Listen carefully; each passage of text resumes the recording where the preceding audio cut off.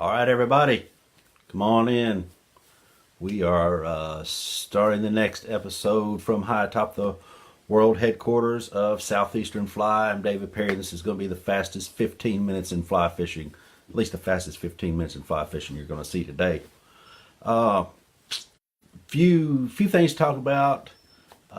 So if you don't mind and you get a chance, please hit the share button. That gets the video out to other folks, and we can actually get a little bit larger audience in here to help us to, hey Anthony, to help us broaden our horizons, if you will. So first thing I want to talk about is Calvary Outfitters. If you're in the Middle Tennessee area and you're interested, on Monday, September 24th, Calvary Outfitters will have their monthly meeting, and it's going to be a good one. Unfortunately, I will not be there because I have an anniversary coming up that day, and apparently if you go to the fly fishing meeting versus the anniversary, something happens and it's not good. But if you want to find out more about that, hey Kevin, if you want to find out more about that, go to Facebook and just type in Calvary Outfitters. They're here in Murfreesboro, Tennessee. Excellent, outstanding group of folks who love to fly fish, and all those guys are really fun to hang out with. All right, on Wednesday, October 3rd, at the TWRA building in the Ellington Ag Center, Middle Tennessee Fly Fishers is having their monthly meeting, October 3rd. That's on a Wednesday at 7 o'clock at the TWRA building down in Ellington Center. At 7 o'clock, I will be speaking on the finer points of the Middle Tennessee tailwaters, and I'll probably throw in a little bit of muskie and smallmouth into that presentation as well. Got part of it done already, but I don't have it all finished. Love to see you there.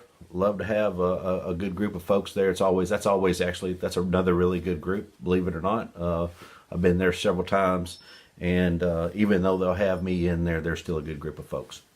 So if you get a chance, come on down to that meeting. Also, probably next week, probably Tuesday, Wednesday, hopefully, of next week, I've got a new project that is going to be released. I've been working on this. I've been thinking about doing this project for about a year now, maybe a little bit more, and just haven't done anything about it. And finally, I've got the ball rolling, and let's just say there's going to be a little bit more content out there, and it's going to involve a very small part me and a large part of other folks. I'm just going to leave that hanging right there for you.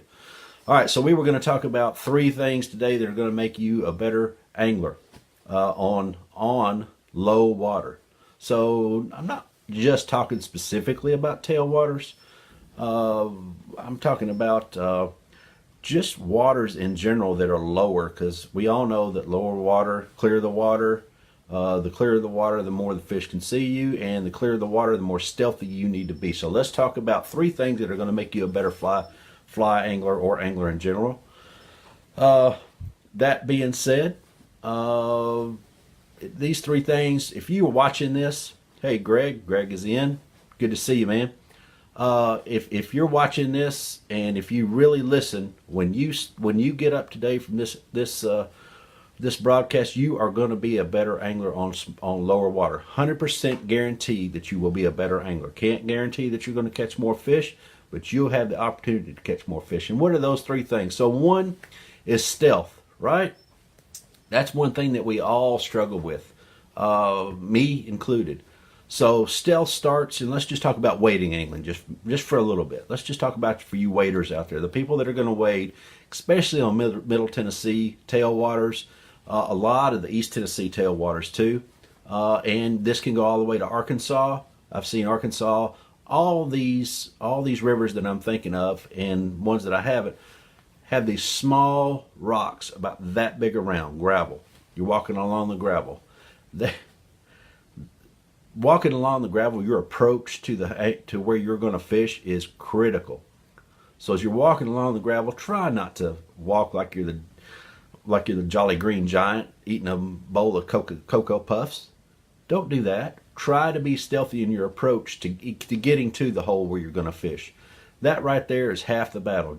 You know, I listen to people walking that. You can always tell when somebody's coming along the riverbank, because it sounds like, on the river, we all know what Everything is magnified, right? Every time you take a step, it's magnified down the river. So it sounds like a whole herd of buffalo are coming down the riverbank a lot of times when there's only one or two people walking. They're just not stealthy. Now, you can't do anything about the other person, but you can certainly do things, and I'm talking to myself here. Hey, Rocky, I'm talking about myself as much as anybody. I'm talking about myself as being quiet as I can on my approach to the river while I'm walking along that riverbank, right? Like I said, don't want to sound like the Jolly Green Giant eating a bowl of Cocoa Puffs, dry Cocoa Puffs, when you're walking down the river. And everybody that's heard somebody walking along the gravels with felt soles wading boots, that picks up every bit of gravel and every bit of sound that you could possibly imagine. So that's one thing. Be a little more stealthy on your approach. Two, don't make waves while wading. Don't make waves while wading. Right? As you step into the water, it's like walking on eggshells. Try not to scoot your feet or slide your feet. Try to take steps, but don't pull your foot out of the water and tromp through the water like you're an elephant. Again, you can't handle, or you can't make other people wade the way that they should, but you can make yourself wade. I see a lot of people that are taking, so in water that's, let's say, less than a foot deep, that pull their whole foot out of the water to take a step. Somewhere between the bottom, lifting your foot up off the bottom and not taking it completely out of the water, that's probably about the way that you need to wade, because that doesn't make, one, near as much waves as pulling your foot all out of the water all the way. Two, you're not shuffling your feet across the river bottom and making noise like you were as your approach was, let's say, less than stealthy. So two things right there. One, starts with walking to the riverbank, or walking to the river along the riverbank. Two, don't make waves while wading. Three, so been out a couple times over the past week or so, and I just started listening. I've been listening to two things. One, some kayaks and canoes, right? Can't do anything about that. You can't control other people, but you can sure control yourself.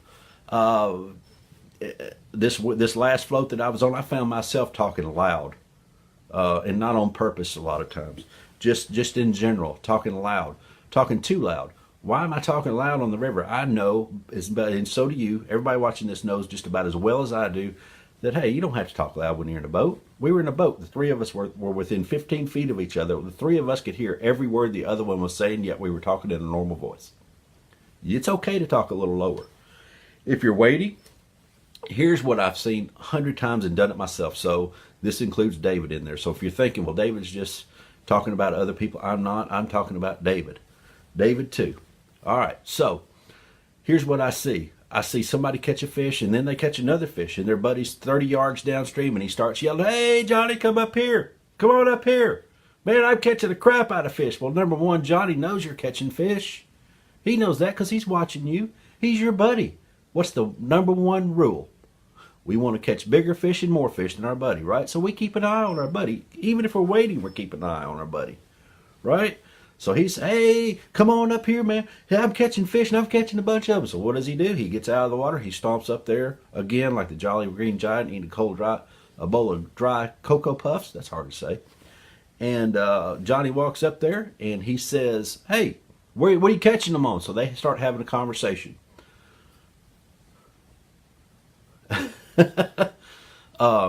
They start having a conversation. Well, when they get done with their conversation, finally, they say, oh, hold on. There. Finally, they say, all right, he says, throw right there because you're going to catch a fish. Well, by that time, the fish have heard you talking. And if you do not believe that fish know that you're talking, number one, you're wrong, because they can. I swear they can. So here's how I know. So a couple friends of mine one day caught a really nice fish. They were in their boat. They caught a really nice fish. It's a father-son. And they decided that they wanted to take a video underwater with their underwater camera. So they stuck their camera underwater, and they were starting to release this fish, and they were having a conversation. They were in a boat. They weren't underwater. The fish was, though. The fish was underwater, the camera's underwater. So they start having this conversation about how nice that fish was. And whenever they got done with the video, they posted it on Facebook like we all like to do. And I just happened to be scrolling through, and I stopped on it. And whenever I stopped on it, I'll tell you what happened. It was funny. I could hear every word they were saying. I could understand every word they were saying, even though that camera was underwater and they were talking out of a boat. It was craziest thing. I knew exactly what they were saying. I could carry on the conversation with them. That's not bad, but that just goes to show you that, hey, fish can tell whenever you're talking. They know, they can. I'm sure they can feel it in their lateral line. If I could speak to them, I'd ask them. But if you can hear a conversation with a camera underwater, I guarantee you a fish can feel that in their lateral line. So that's another thing. Don't talk. That doesn't matter if you're wading or in boats. If you're going to talk a little bit lower anyway. Now, you can't do anything about Sissy that's in a canoe or a kayak that doesn't know how to row it, and she's yelling at Stan, her boyfriend, and he's trying to tell her how to row it, or trying to tell her how to paddle it, and we've all heard this. All you got to do, he says, all you got to do is you just got to paddle on that side. And she says, what? Don't tell me what to do. Right? We've heard that 100 times on the river, especially if you've been fishing around some of the rivers that we fish. Let's put it that way. I'll be nice. So you can't do anything about Stan and Sissy and the arguments that they're having over who knows how to row a kayak and who doesn't. And in reality, neither one of them probably do. If you're rowing a drift boat, try not to bang the oars. If you're rowing, or if you're paddling a kayak and trying to fish out of a kayak, try not to bang the paddles against the kayak, because that spooks the fish. I've seen them take off running or take off swimming. They don't run. I've seen them take off swimming as fast as they can go whenever they hear that. So there you go. There's 3 tips that are absolutely 100% going to make you a better angler if you'll just listen to what I said. Stealth starts with the walk to the riverbank. Walking along the riverbank, try to be stealthy. Walk in the grass if you can. Walk in the weeds a little bit if you can. Try not to walk right along the edge. 2, when you step into the water, try not to make a bunch of waves, but don't scoot your feet either. 3, don't be yelling up and down the river at your buddy, and if you're a boat, it's okay to talk a little lower. Those are the 3 things that absolutely 100% are going to make you a better angler. If we were in church, I'd say, can we get an amen? But we're not, thankfully, because I'm not sure that would have been okay to get an amen with. But anyway, if it was, I'd probably ask one, and I'd probably got one. Nonetheless, 3 things absolutely going to make you a better angler every time. 100%. I know I'm right on that one. I hope you'll take that into account, and I hope it makes you catch more fish. That's the main thing. Anyway, again, Calvary Outfitters, Monday, September 24th. If you want to find out about that on Facebook's a good place to start. Just type in Calvary Outfitters on Facebook and you'll get all the information. An outstanding group of guys. Wednesday, October 3rd, TWRA building in Ellington Place, Ellington Ag Center at 7 o'clock. I'll be speaking on fishing Middle Tennessee tailwaters, and we'll probably throw in a little bit of muskie and smallmouth action just in case, just so that you'll know that. Again, next week, got a new project release coming out. Should be mid next week, something like that, whenever we can release it. It's going to be it's interesting, it's good, and that's all I'm going to say about that. Again, if you don't mind, how about hitting that share button, because that's the way we get the words out, and I sure appreciate you watching, and see you next week. Thanks, everybody. Thanks, Instagram.